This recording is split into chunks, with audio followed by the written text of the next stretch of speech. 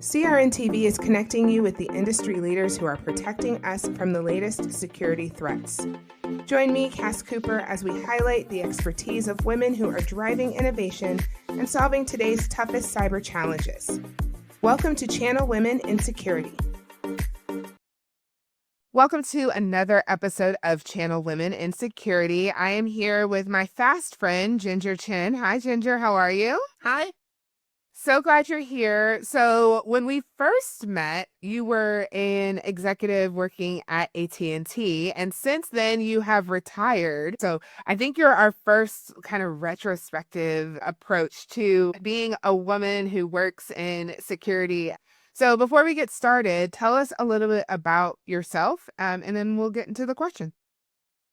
Yeah. So, the way I like to describe myself is in a way that provokes curiosity. And so I am an open mic storyteller. I am a rock musician in a mostly transgender 80s cover band. I collect typewriters, not the electric ones, the manual ones. And I've had a long career in electrical engineering, cybersecurity, and cell phones.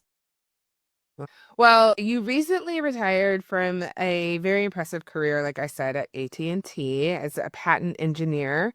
So when you look back, is there anything that you're most proud of? Like, what do you hope others in cybersecurity and engineering remember about your work at AT&T? Yeah, it's a big question because it's not a question I could have answered in a very meaningful way early in my career. And having that opportunity to look back and even freely look back without any of the concerns or constraints of needing to satisfy an employer, I've come to the conclusion that, the thing that I'm most proud of is my representation as, at least in the last 15, 20 years, as a woman in tech, as a trans woman in tech, as a woman of color in tech. That is still uncommon, especially when you look at all of those intersectional attributes together.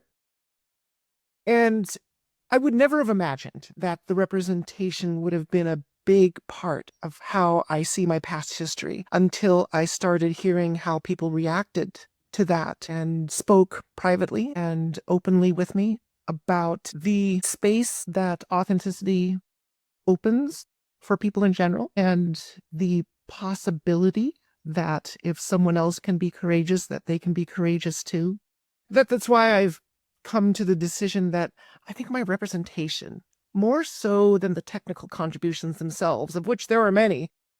I mean, I was involved with the very first smartphone browsers, defining the engineering standards and testing and performance requirements for those browsers. I've been involved in a variety of novel projects in the cell phone space and the communication space in general, and patents, of course. At this time, I've lost count. I think I have 80 some patents. They cover everything from business processes to fundamental protocol algorithms to technical designs. And all of that really exploded for me when I brought myself forward as a more authentic person in the workplace. I think you can say that, when the sun comes out, it's not just me that feels warm. The bugs get more active, trees grow more aggressively. There's a whole bunch of stuff that happens. And I don't think, given that, we're part of these complex systems, I don't think one change is ever happening in a true vacuum. And that's something I want to keep in mind about my representation as well. So your path, as you mentioned, is, a little unconventional, and you now work in advocacy as well. How has that how has that altered your approach to innovation? And are there any lessons for security or cybersecurity that we can gain from that blend of creativity, tech, and advocacy? Yeah, I was talking to a friend about this yesterday, and the idea of a path often implies, at least in the back of most people's minds, that there's a goal in mind, a destination in mind. And as a young engineer, the destination was defined far more by my parents and my Asian immigrant culture in terms of what constitutes success in their eyes. And as a result, the path was very much oriented towards a specific goal of satisfying cultural expectations and achieving some sense of financial security.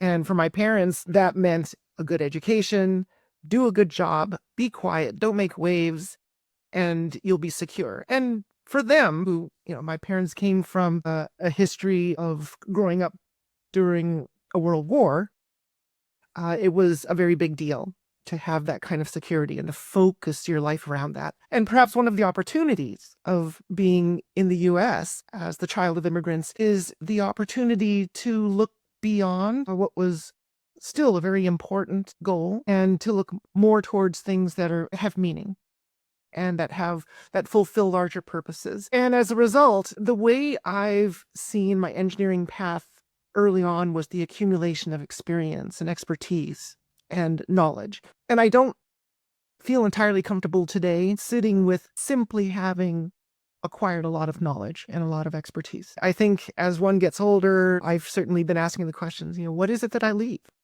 What meaning do I create? What are, if not an entry in a history book, what are the memories that I create in people that they pass down in gentler forms to their children and their acquaintances? It's the butterfly wing effect, right? And I don't have to judge my impact in terms of the raw size of those things. I rather just know that if I am leaving something memorable behind, if not in a history book, at least in people's experiences and perhaps in their principles and values. And so from the original goal of simply pursuing knowledge and a good salary and a stable job, I've come full circle to an idea that I developed as a little kid that I was an engineering nerd, even when I was a kid. I built a hovercraft out of old slot car machine motors, and the fan blades were cut from tin can lids, and, I probably nearly severed my fingers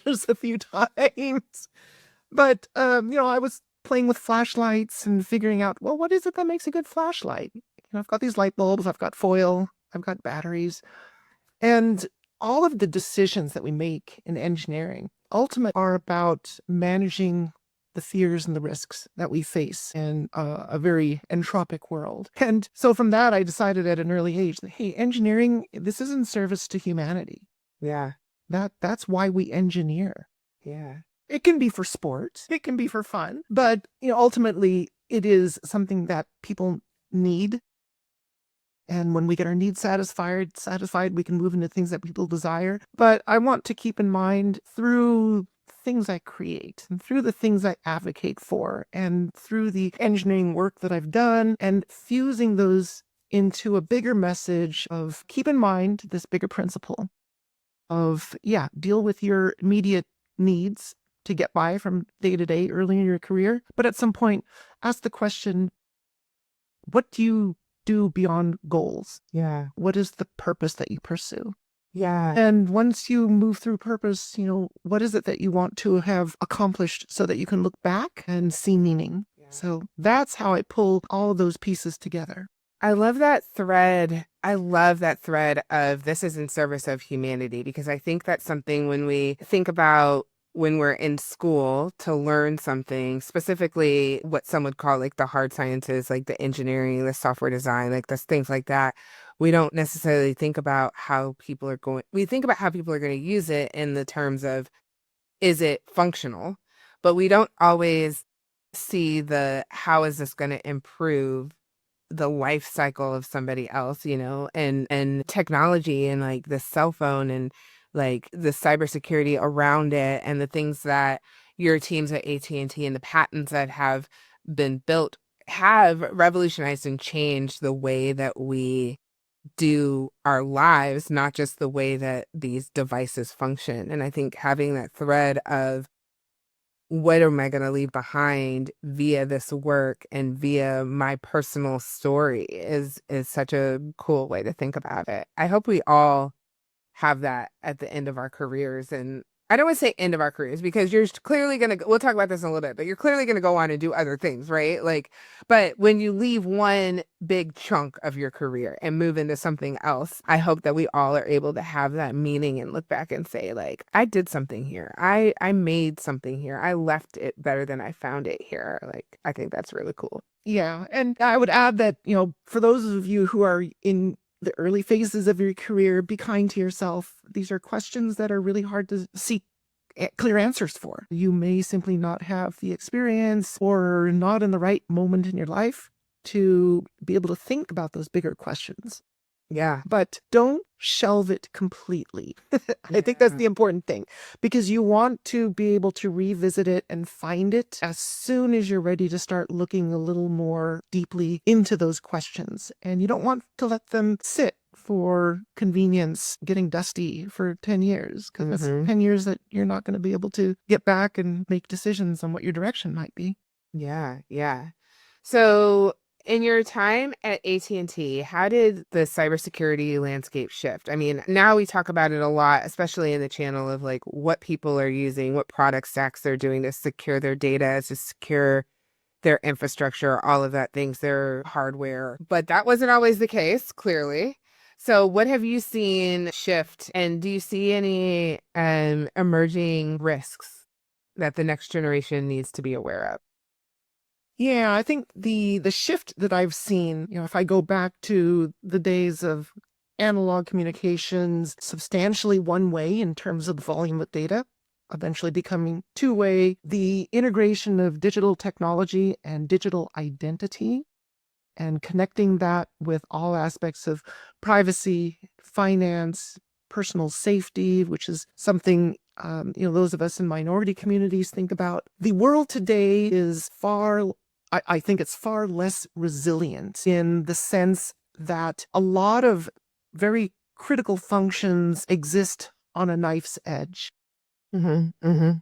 If your security if your financial information is compromised, that is life-changing. If your reputation is damaged, either, by attack or false information or just your own personal mismanagement, that is forever.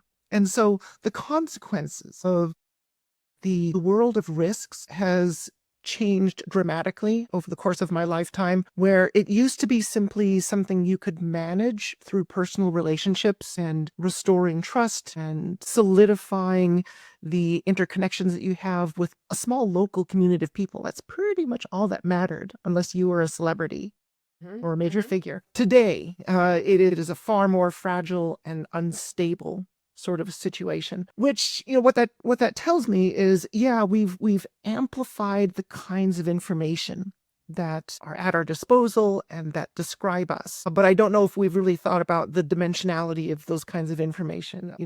If you go back a long time ago, the information was of generally low impact and low volume and fairly manageable because you could readily repair your person-to-person reputation. And now a lot of that has moved out of your control. It has become unstable. It could explode outside of your boundary of your ability to manage it. Yeah. Like you just don't even know that this happened, and now you're trying to like retrofit something and solve a problem that in times past wasn't necessarily as hard to solve or even pinpoint when it happened or when it started. Exactly. So do I have a solution to all of this? No. I think what I see are some very worrying trends for which the systems that we have today remain fragile, in the sense that we have, for the most part, go, no-go binary types of authentication being performed. There are some improvements in those processes through concepts like zero trust, which at least allow us to manage that risk a little bit better. But one of my thoughts is that, much like how we diversify our financial portfolios to mitigate risk, we could federate or diversify trust networks and authentication solutions as well, so that they aren't based on single points of control, whether it is a single point service provider for which you are entering a service, or that could be banks, could be hospitals, but that there are federated and diffuse trust networks in which, much like the space shuttle, had majority voting computers, multiple redundant computing systems, and a majority of the computers had to agree on what the next action was going to be, as opposed to allowing any one decision to impact. Yeah. cause something bad to happen. I think you're on to something. Maybe you should come out of retirement so we can develop that. I don't know. Maybe an angel investor listening will pull that together for us. Yeah, and I think we have some of the inklings of those solutions. For example, the federated Mastodon social media network, right? Lots of separate networks which have some capabilities for bridging their systems. It's not so much of an authentication network, but it's more of an information sharing network. But I think there are some useful concepts to discover there, because the origin of the internet in its original DARPA vision was one that would survive nuclear blasts on various parts of the network, where the network could repair itself, reroute itself, rediscover the remaining connections that are usable, and restore full service, at least for the nodes that are still up. And that kind of survivability, I think, would be a really good thing to be able to add to our security picture, whether it is for institutions, companies, governments, or for us as individuals, because I think we all have valid interests in our respective zones of security. So we know that you are creative. You are a storyteller at heart. So what story do you think the cybersecurity industry needs to tell better? And who is still left out of that narrative? I'm going to go back to that original point of engineering is in service to humanity. And humanity is a tapestry of people of different backgrounds and different needs and different geographies. And to neglect anyone, as in, for example, the delivery of medical services, to neglect anyone, to oversimplify categories. One of the things that I remember was that one of the biggest databases of medical information was originally constructed from the huge numbers of soldiers that fought in world wars, almost exclusively men. And as a result, much of the medical guidance, the pharmaceutical guidance, dosages, understanding of side effects, they were all based on on men, which really underserves both people of different ethnic backgrounds, for which there are specific needs. It underserves women. And if we are not able to further this process that we've already internalized of optimizing systems, optimizing for maximum return and efficiency and service and delivery of services, if we claim to believe in that process of optimization, even to the point of no longer over-engineering vehicles or bridges, such that everything fails at the same time, rather than most of it being over-engineered and it being disabled by an early failure.